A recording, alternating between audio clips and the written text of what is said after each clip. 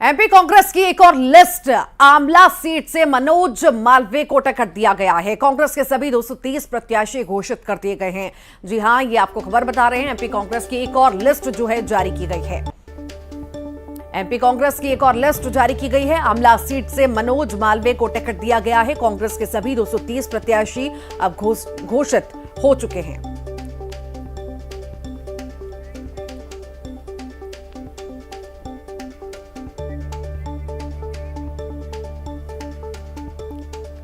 MP Congress की एक और लिस्ट जो है जारी हो चुकी है। आमला सीट से मनोज मालवीय को टिकट दिया गया है। कांग्रेस के सभी 230 प्रत्याशी घोषित किए गए हैं।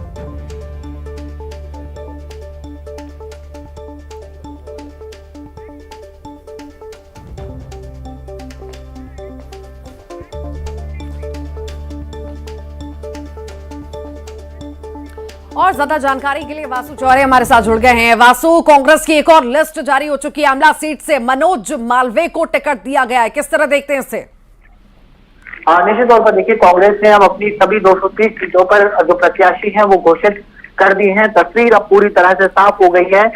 डिप्टी कलेक्टर निशा बांगरे को संभवतः यहाँ से कांग्रेस उतारना चाहती थी और उसको लेकर लंबे समय तक संघर्ष भी चला, लेकिन उनको आखिरकार क्लियरिफिकेशन शासन प्रशासन की ओर से नहीं मिल सका, जिसके बाद अब कांग्रेस ने फाइनली इस सीट पर अपना उम्मीदवार जो है वो घोषित कर दिया है। मनोज मालवीय यहाँ से कांग्रेस के लिए चुनाव लड़ते हुए नजर आएंगे। आमला महत्वपूर्ण सीट है और काफी ज्यादा चर्चा में भी रही है पिछले अगर कुछ महीनों की बात करें तो, लेकिन अब यहाँ पर जो तस्वीर है वो साफ हो गई है। मनोज मालवीय यहाँ से चुनाव लड़ते हुए नजर आएंगे और कांग्रेस लगातार ये दावा कर रही थी कि हमें जल्दी सीट घोषित करनी है। सभी सीटों पर हम पहले प्रत्याशियों की घोषणा कर देंगे और कांग्रेस की सूची जो है वो देर से जरूर आई। बीजेपी की जो पहली सूची थी वो काफी पहले जारी हो गई थी, लेकिन उसके बाद कांग्रेस ने बड़ी सूचियां जो है वो जारी की और सिर्फ एक प्रत्याशी का नाम की घोषणा बाकी रह गई थी। आमला सीट को कांग्रेस ने होल्ड करके रखा था, लेकिन अब आमला सीट पर भी कांग्रेस ने अपने प्रत्याशी की घोषणा कर दी है और मनोज मालवीय को यहाँ से कांग्रेस ने मौका दिया है। मनोज मालवीय यहाँ से कांग्रेस के लिए चुनाव लड़ते हुए, चुनाव फाइट करते हुए नजर आएंगे। बहरहाल देखना होगा कि कांग्रेस के अब आने वाले समय में इस पूरी सीट को लेकर क्या कुछ रणनीति होती है और पूरे प्रदेश को लेकर अगर बात की जाए तो क्या कुछ रणनीति होती है। इस सबके बीच एक महत्वपूर्ण बात यह भी है कि जिस तरह से जिन सीटों पर अभी जो प्रत्याशी घोषित हुए हैं और वहां पे कई जगहों पर जिस तरह से लगातार विरोध के स्वर जो है वो उभरते हुए नजर आए और उसके बाद कांग्रेस डैमेज कंट्रोल में भी जुटी, तो क्या इस तरह की कोई स्थिति यहाँ पर भी बनती है? और कांग्रेस की कोशिश तो यही होगी कि जहां जहां विरोध देखने को मिल रहा है वहां पर जो विरोध है वो थम जाए और सभी जो दावेदार हैं वो अपने प्रत्याशी के लिए काम करते हुए चुनाव को कॉन्टेस्ट करें और चुनाव को जीतने का काम करें। बहरहाल देखना होगा कि अब आमला में जिस तरह से मनोज मालवीय को टिकट दिया गया है, लंबे समय से सीट होल्ड थी, सबसे आखिरी में सीट की घोषणा हुई है, तो यहाँ पे अब आने वाले समय में चुनावी समीकरण क्या कुछ होते हैं। जी देखिए वासु, यहाँ पर सवाल ये भी उठता है कि फिर से मनोज मालवीय को एक बार और कांग्रेस ने मौका दिया है। आखिर इस मौके को हम किस तरह से देखें, मजबूरी माने या वाकई में भरोसा जताने वाली बात है? क्योंकि निशा बांगरे को लेकर जिस तरह की अटकलें चल रही थी, इंतजार किया जा रहा था, हालांकि ज्यादा इंतजार नहीं कर सकते थे चूंकि नामांकन फॉर्म की भी प्रक्रिया पूरी होने वाली है। क्या लगता है अगर उन्हें मैदान में उतारा गया है तो क्या मजबूरी, प्रेशर, किस तरह से देख रहे हैं इसे? निश्चित तौर पर देखिए, दोनों ही दल हो, चाहे बीजेपी हो या कांग्रेस है, कहीं ना कहीं जाहिर तौर पे एक प्रेशर होता है कि जल्द से जल्द प्रत्याशी को घोषित किया जाए, क्योंकि अब चुनावों में मतदान में बहुत ज्यादा समय बचा नहीं है। और मध्य प्रदेश की जो विधानसभा सीटें देखें अपन अगर तो अमूमन जो है बड़ी विधानसभाएं होती हैं, 2 से 2.5 लाख तक जो एवरेज मतदाता है वो विधानसभा सीटों में है और इतने सारे लोगों तक पहुंचने के लिए किसी भी कैंडिडेट को प्रचार प्रसार करने के लिए समय भी लगता है। और कहीं ना कहीं निशा बांगरे जो कि डिप्टी कलेक्टर हैं, जिनके इस्तीफे को लेकर लगातार अटकलें चल रही थी और लगातार उन्होंने सरकार के खिलाफ, शासन प्रशासन के खिलाफ अपनी आवाज भी बुलंद की थी और कांग्रेस लगातार उनको समर्थन कर रही थी, उनका साथ दे रही थी, लेकिन उनके इस्तीफे मंजूर होने की प्रक्रिया पूरी अब तक ना होने के चलते ये बड़ा डिसीजन, बड़ा फैसला कांग्रेस ने आखिरकार लिया है और अभी मनोज मालवीय को कांग्रेस ने टिकट दे दिया है। कांग्रेस ने यहाँ यहाँ पर मनोज मालवीय को अपना जो उम्मीदवार है वो यहाँ पर घोषित कर दिया है, बना दिया है। और आज फैसला होना था, कोर्ट में भी ये पूरा मामला था। आज उम्मीद की जा रही थी कि शाम तक निशा बांगरे को लेकर कोई बड़ा फैसला आ सकता है, लेकिन जब शाम तक भी कोई फैसला नहीं आया तो आखिरकार कांग्रेस को मनोज मालवीय को अभी अपना उम्मीदवार जो है वो बनाना पड़ा है। और कांग्रेस अब आने वाले समय में क्या कुछ रणनीति इस पूरे इलेक्शन कैंपेन में बनाती है, ये जरूर देखने वाली बात होगी। और अगर आने वाले समय में निशा बांगरे का इस्तीफा मंजूर हो जाता है तो निशा क्या कांग्रेस ज्वाइन करेंगी और कांग्रेस के लिए काम करती हुई नजर आएंगी, ये सारे सवाल भी जो है वो खड़े हो रहे हैं। और कहीं ना कहीं कांग्रेस की अब ये रणनीति होगी कि लगातार जिस तरीके से कांग्रेस जी निशा बांगरे को अगर मैदान में उतारा जाता तो शायद यहाँ पर जो मुकाबला है दिलचस्प होता, ये तस्वीर कुछ और देखने को मिलती, सबकी नजरें उस पर रहती। पर जिस तरह से एक बार फिर से मनोज मालवीय को मौका दिया गया है, साथ ही साथ अगर बात करें योगेश पंडाग्रे, इन्हें भी मौका दिया गया है, तो आखिर इन दोनों के बीच की टक्कर आप किस तरह की देखते हैं और पिछली बार किस तरह के समीकरण थे, इस बार कैसे बनते हुए नजर आएंगे, इस बारे में भी जरा विस्तार से बताइए।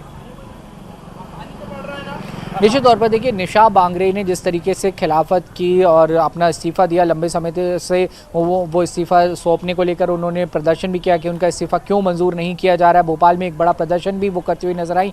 इसके बाद उन्हें गिरफ्तार कर जेल भी भेजा गया, जेल में भी वो रही और बड़ा एक पॉलिटिकल अगर आप कहें तो पूरा सिनेरियो जो है वो लंबे समय से चलता हुआ आया है। और कांग्रेस कहीं ना कहीं इस पूरे चुनाव में जो कर्मचारियों का मुद्दा है उसको लेकर लगातार आगे बढ़ रही है। ऐसे में अगर निशा बांगरे का इस्तीफा मंजूर हो जाता और कांग्रेस अगर निशा बांगरे को टिकट दी पाती तो कहीं ना कहीं जो कांग्रेस कर्मचारियों के मुद्दे पर इस पूरे चुनाव को ले जाती हुई दिखाई दे रही थी, चाहे पुरानी पेंशन की बात हो, महंगाई भत्ते की बात हो या कर्मचारियों की अन्य सुविधाओं की बात हो, इन तमाम मामलों को कांग्रेस जो उठा रही थी तो उसको और ज़्यादा जो है वो बल मिलता। और कांग्रेस ये भी कहती कि एक बड़ी जो अधिकारी हैं वो अब कांग्रेस से चुनाव फाइट कर रही हैं और आने वाले समय में हम कर्मचारियों की आवाज़ को और बेहतर रूप से उठाते हुए नजर आएंगे। तो बिल्कुल ठीक कहा आपने कि तस्वीर थोड़ी सी अलग होती, मुकाबला और भी ज़्यादा कहीं ना कहीं दिलचस्प हो सकता था। लेकिन अभी भी ये मनोज मालवीय जब कांग्रेस से लड़ेंगे और बीजेपी के जो उम्मीदवार हैं इन दोनों के बीच भी कांटे की टक्कर होगी। कांग्रेस ने ये जो टिकट घोषित की है इसमें तमाम सियासी समीकरणों का ध्यान रखा है, क्षेत्रीय समीकरणों का ध्यान रखते हुए कांग्रेस ने एक बेस्ट कैंडिडेट को कहीं ना कहीं चुनाव करने की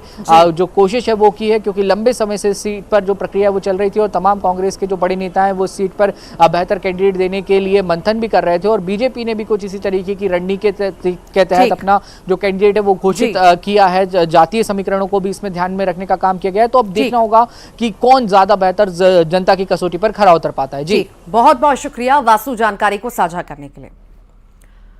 और आगे बढ़ते हैं, बात करेंगे विस्तार से खबरों की। पश्चिम एशिया में महागंज की आग भड़कने की आशंका और ज्यादा तेज हो गई है। जैसे जैसे इजराइल गाजा में जमीनी ऑपरेशन करने के लिए आगे बढ़ रहा है और जैसे जैसे उत्तरी इजराइल में लेबनान की सीमा और जॉर्डन की सीमा पर तनाव व जंग का रूप ले रही है।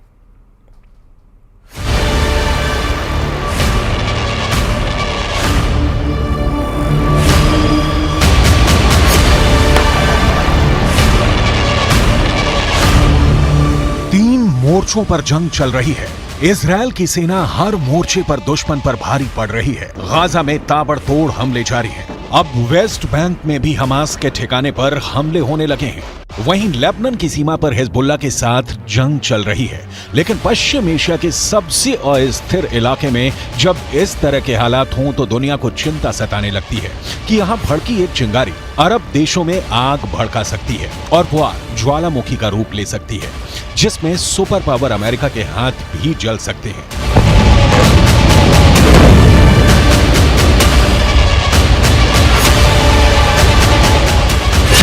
पश्चिम एशिया में महातबाही की दस्तक।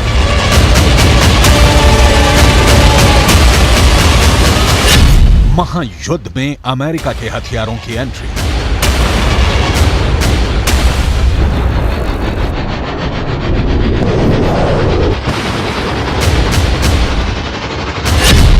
अमेरिका ने की ईरान को रोकने की तैयारी।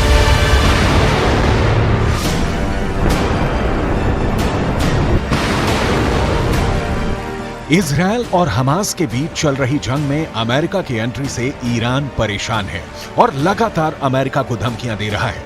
अमेरिका को भी पता है कि अगर इजरायल और हमास का युद्ध गाजा से निकलकर लेबनान या सीरिया तक भी पहुंचता है तो इस जंग में अमेरिका को कूदना पड़ेगा, क्योंकि उसके बाद ईरान छिपकर वार करने की जगह खुलकर इजरायल के खिलाफ हमला बोल देगा, जिसकी शुरुआत हो चुकी है। पिछले 4 दिनों में हर रोज अमेरिका पर हमले हुए। इराक में अमेरिका के मिलिट्री बेस को मिसाइल और ड्रोन से निशाना बनाया गया। सीरिया में भी अमेरिका के सैन्य ठिकानों पर हमले हुए, तो यमन से भी हूथी आतंकियों ने मिसाइल और ड्रोन से इजरायल पर ताबड़तोड़ हमला करने की कोशिश की, जिसे लाल सागर में तैनात अमेरिका के एक युद्धपोत ने नाकाम कर दिया।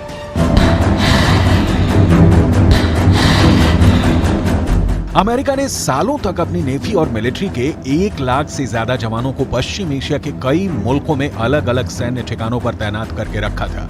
लेकिन जो बाइडेन के राष्ट्रपति बनने के बाद नीतियां बदली और अमेरिका ने पश्चिम एशिया से ध्यान हटाकर अपना ध्यान हिंद प्रशांत महासागर में लगाया और इराक और सीरिया में तैनात अपने रक्षा कवच को कम करके थार्ड और पैट्रियट सिस्टम को पैसिफिक में लेकर चले गए। और अब जब ईरान के इशारे पर अमेरिका के सैन्य ठिकानों पर हमले किए जा रहे हैं, तो अमेरिका को अपनी सुरक्षा व्यवस्था फिर से मजबूत करनी पड़ रही है। मिलिट्री एक्शंस के लिए उसने ऑलरेडी मेडिटेरियन सी में अपने 2 aircraft carrier with frigates, with warship, with destroyers, with submarines and with different types of aircraft already deploy कर दिए हैं। इसके साथ साथ वो जितने अपने मिलिट्री बेसिस हैं उन मिलिट्री बेसिस को स्ट्रेंथन करेगा और वहाँ पर हर तरह का एयरक्राफ्ट और एम्यूनिशन को पहुँचाएगा। सितंबर 2021 की जानकारी के मुताबिक पश्चिम एशिया में अमेरिका के 36 सैन्य ठिकाने थे, जहां करीब 43,000 जवानों की तैनाती थी और पूरे पश्चिम एशिया में एक सुरक्षा चक्र तैनात था। ईरान के आसपास अमेरिका के कितने सैन्य ठिकाने थे और कैसी तैनाती थी, लेकिन मौजूदा वक्त में यहां के अधिकतर अमेरिकी मिलिट्री बेस पर तैनाती को कम कर दिया गया है। लेकिन एक बार फिर अमेरिका का फोकस पश्चिम एशिया की ओर बढ़ा है और पुराने रक्षा कवच को एक्टिवेट किया जा रहा है। इसकी सबसे बड़ी वजह है इजरायल और हमास की जंग के बढ़ने की संभावना, जो पश्चिम एशिया में कई मोर्चों पर जंग के ज्वालामुखी को सक्रिय कर सकता है। वर्तमान की स्थिति को देखते हुए अमेरिका अपने एयरक्राफ्ट डिप्लॉय करेगा और एयरक्राफ्ट में भी F-15, F-16, F-35, A-10। America ने पश्चिम एशिया में एयर डिफेंस सिस्टम को एक्टिवेट किया। थार्ड और पैट्रियट मिसाइल डिफेंस सिस्टम की तैनाती का फैसला। और इसी बीच बड़ी खबर की बात करेंगे। कांग्रेस सूत्रों के हवाले से यह बड़ी खबर है, कांग्रेस 6 सीटों पर पार्टी बदल सकती है उम्मीदवार। जी हां, लगातार विरोध देखा जा रहा है और इसी बीच ऐसा सूत्रों के हवाले से खबर है कि नाम बदले जा सकते हैं, उम्मीदवार बदले जा सकते हैं। एमपी के सभी 230 सीटों पर उम्मीदवारों का ऐलान हो चुका है कांग्रेस की तरफ से और अब ऐसे कयास लगाए जा रहे हैं कि 6 सीटों पर पार्टी अब उम्मीदवार बदल सकती है।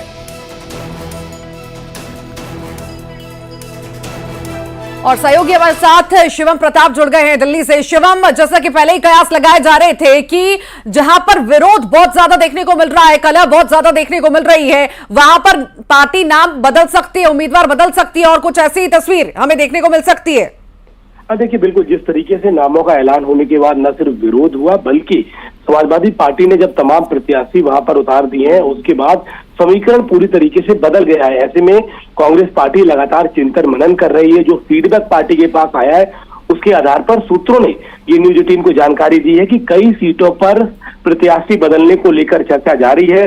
कांग्रेस पार्टी के प्रभारी, प्रदेश अध्यक्ष समेत तमाम जो नेता और वो जो सर्वे हुए हैं उनकी रिपोर्ट को लेकर मंथन किया जा रहा है, क्योंकि स्थितियां पूरी तरीके से न सिर्फ प्रत्याशियों के ऐलान के बाद बल्कि जिस तरीके समाजवादी पार्टी ने अपने तमाम कैंडिडेट्स को उतार दिया है, बदली है। ऐसे में सूत्र दावा करते हैं कि कई सीटों पर प्रत्याशियों को बदलने को लेकर कांग्रेस आला कमान से लेकर स्टेट यूनिट लगातार चिंतन मनन कर रही है। आने वाले समय में ये बड़ा बदलाव हम देख सकते हैं। जी जी जी, देखिए यहाँ पर अगर ऐसा बड़ा बदलाव हमें देखने को मिल सकता है तो यहाँ पर शिवम सवाल ये भी है कि कौन कौन पे बहुत ज्यादा विरोध है और कहां पर बदलाव देखने को मिल सकता है, इस बारे में कुछ जानकारी? देखिए, जो सीटें हैं उनको लेकर पार्टी ने लगातार चुप्पी साध रखी है, क्योंकि जिस तरीके का फीडबैक आया है ऐसे में पार्टी इस बात को जाहिर नहीं करना चाहती है, क्योंकि जिन प्रत्याशियों को टिकट मिल गया है, अगर ये बात पहले ही सामने आ जाती है कौन कौन सी सीटों पर चेहरे बदलेंगे या किस किस सीटों पर विरोध ज्यादा है, ऐसे में पार्टी को उम्मीद है कि कहीं इसका खामियाजा न भुगतना पड़े, यानी कि हम जिस प्रत्याशी का टिकट काटे वो विरोध में ना जाए। ऐसे में गुपचुप तरीके से रणनीति बनाई जा रही है। जो ग्राउंड लेवल का कार्यकर्ता है, जो पार्टी का कैडर है, उससे फीडबैक लिया गया है। उसके साथ साथ समाजवादी पार्टी कहां पर कितना इफेक्ट करेगी, कहां पर कितना विरोध हो रहा है, उसके आधार पर ये आधा दर्जन सीटें हैं जिनको लेकर चिंतन और मनन पार्टी कर रही है, क्योंकि पार्टी को लगता है कि 6 से 5 सीटें ऐसी है जहां पर अगर वो प्रत्याशी बदलते हैं तो न सिर्फ उन 6 से 5 सीटों पे बल्कि उसके आसपास लगी हुई जो सीटें हैं उन पर प्रभाव पड़ेगा, और उसी को लेकर ये तमाम चर्चाएं जारी हैं। ठीक, बहुत बहुत शुक्रिया शिवम जानकारी को साझा करने के लिए। सूबे में सियासी मैच से पहले सियासत के धुरंधर बल्लेबाज एक से बढ़कर एक शॉट लगा रहे हैं। खास तौर पर सत्ता में बैठी कांग्रेस एक बार फिर से सूबे की सत्ता पर काबिज होने के वास्ते कई ऐलान कर रही है। इसी फहरिस्त में सीएम बघेल ने किसानों के लिए बड़ा ऐलान कर दिया। बघेल कह रहे हैं कि एक बार फिर से किसानों का कर्जा माफ किया जाएगा, तो वहीं इस पर विपक्ष सरकार पर पलटवार भी कर रहा है। देखिए रिपोर्ट।